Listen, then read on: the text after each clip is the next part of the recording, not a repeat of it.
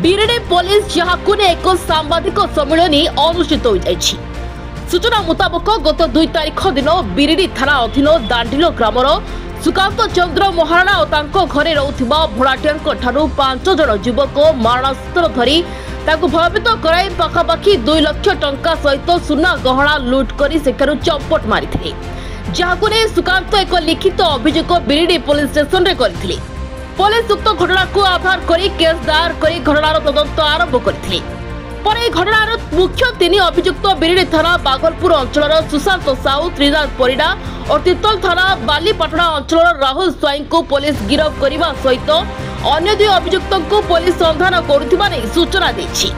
अन्यपटे डकायती उद्यम व्यवहृत होइथिबा 2टी मोटरसाइकल सहित 250 ग्राम रूपा और 5 ग्राम सुना जबत कर आज सांबादिक सम्मेलन जरिया प्रकाश करिसेंती तिर्तोल उपखंड आरक्षी निरीक्षक चिन्मय विश्वास।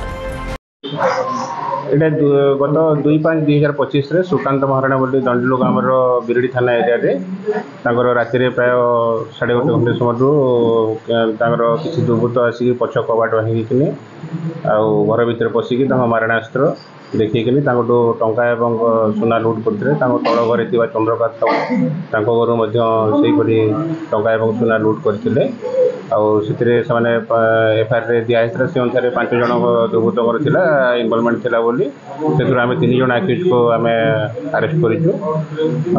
2 जन आक्यूज जो मैंने इनवॉल्व थे से महांगा पुलिस द्वारा अरेस्ट होती से आम रिमांड देवु।